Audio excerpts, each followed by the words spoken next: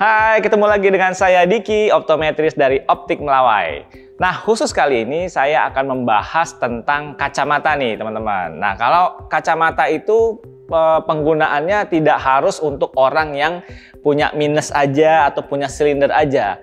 Ternyata kacamata juga perlu loh buat kita nih yang matanya normal misalnya gitu ya. Kenapa? Karena zaman sekarang kan kita tetap harus melindungi mata ya.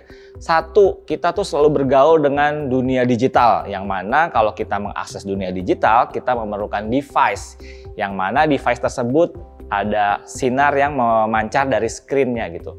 Yang kedua, kita tinggal di daerah tropis. Kita tahu sendiri bahwa di negara kita tuh kaya akan sinar matahari, sehingga sinar UV dan sinar biru itu berpotensi merusak mata kita untuk jangka panjang. Nah, untuk itulah kita akan membahas tentang pemilihan bingkai kacamata. Secara garis besar, kacamata itu terbagi menjadi dua material utama ya. Saya ngomongin frame-nya dulu nih teman-teman ya. Frame-nya itu ada yang berbahan dasar metal seperti ini contohnya ya. Dan juga satu lagi berbahan dasar plastik seperti ini nih kurang lebih gitu ya. Nah, pada kali ini saya akan membahas detail tentang tips dan trik cara memilih kacamata berbahan dasar plastik. Kenapa saya akan membahas plastik? Karena frame berbahan dasar plastik belakangan ini tuh sudah menjadi tren gitu ya. Kalau kita lihat pengguna kacamata mungkin sekitar 70-80% menggunakan frame berbahan dasar plastik. Nah, ini perlu menjadi catatan kita sebelum kita memutuskan membeli frame atau bingkai baru yang berbahan dasar plastik. Yang pertama saya akan jelaskan dulu tentang kelebihan frame plastik ya.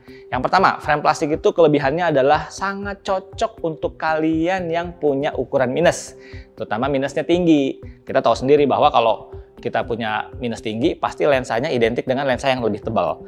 Nah, sementara kita kalau pakai kacamata kan pengennya kelihatan cakep ya, nggak mau kelihatan lensanya tebal gitu. Nah, keuntungan menggunakan frame plastik ini adalah karena frame plastik itu memiliki rim yang lebih tebal, sehingga kalau minus kita tinggi, lensa yang tebal tadi akan ketutup sama bagian bingkai kacamata, sehingga pada saat digunakan lensanya kelihatan tampak lebih tipis ya. Itulah sebabnya kenapa untuk mereka yang punya minus tinggi kita lebih sarankan penggunaan frame-frame plastik. Nah, kelebihan yang kedua dari frame plastik adalah frame plastik ini tahan terhadap keringat.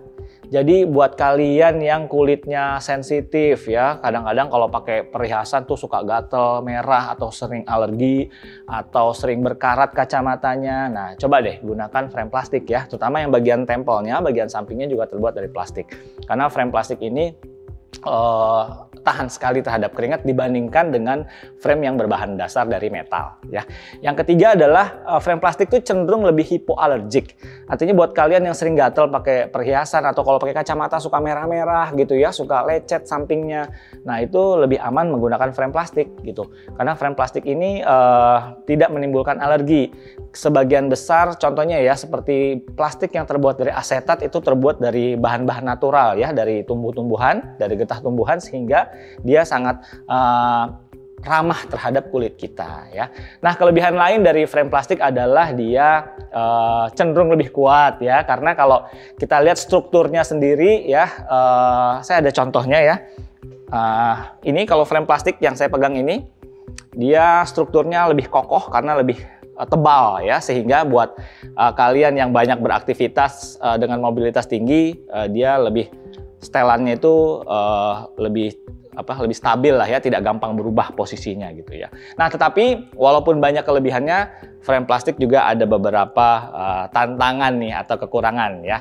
Contohnya salah satunya adalah dia partnya itu terbatas ya, tidak seperti frame metal. Contohnya ini bagian untuk penyangga hidungnya atau pembagian nosepad-nya yang kita sebut nosepad itu, dia kebanyakan frame plastik tidak memiliki nosepad. Nah, ini kelemahannya adalah kalau ketemu hidung yang kurang mancung. Contohnya hidung seperti hidung saya gitu ya. Nah, jadi sebelum kalian memutuskan membeli frame plastik, ada beberapa hal yang perlu kalian perhatikan selain dari kelebihannya tadi ya. Yang pertama adalah kalau kalian lagi milih frame plastik, pilih modelnya atau strukturnya udah pas langsung di muka kita gitu ya. Kalaupun perlu adjustmentnya tidak terlalu banyak.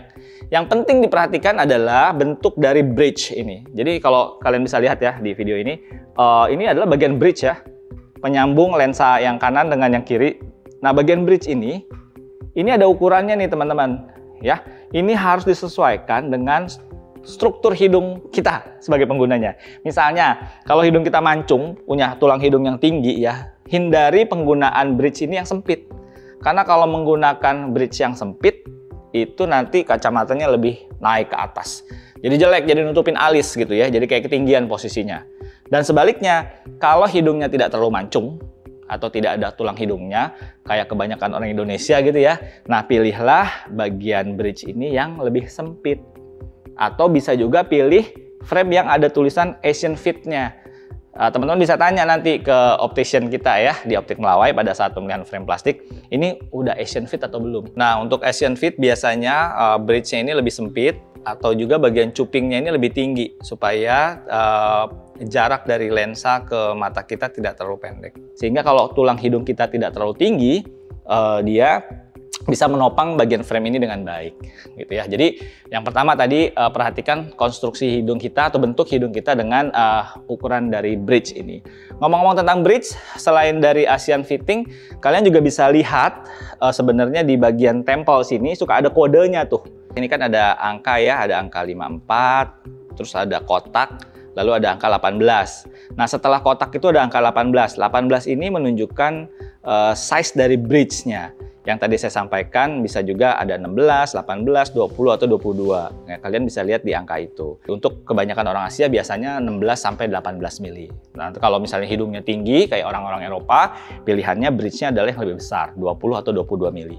Supaya waktu dipakai kacamatanya dia kedudukannya posisinya tepat di tengah-tengah mata gitu. Tidak terlalu tinggi dan juga tidak terlalu rendah ya.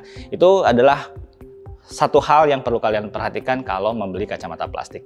Yang berikutnya adalah pilihlah frame plastik dengan panjang tempel atau panjang kakinya ini.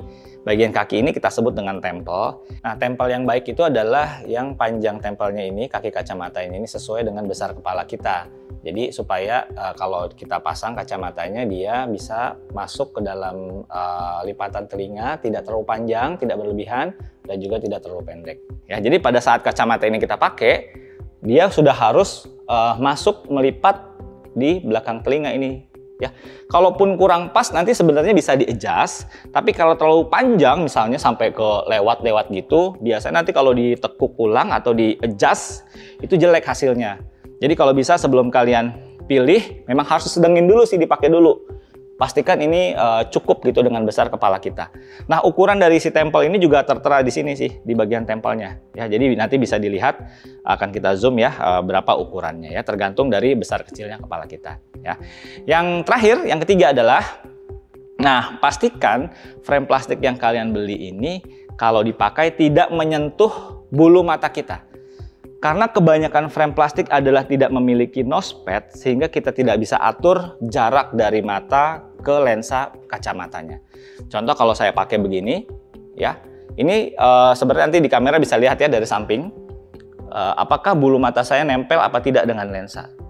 Atau juga bisa kita rasakan nih saat kita berkedip, nempel nggak, nyentuh nggak si lensa itu dengan bulu mata kita.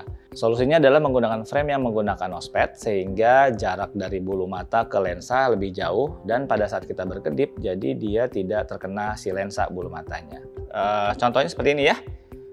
Mudah-mudahan bisa terlihat ya. Ini contohnya adalah sunglasses.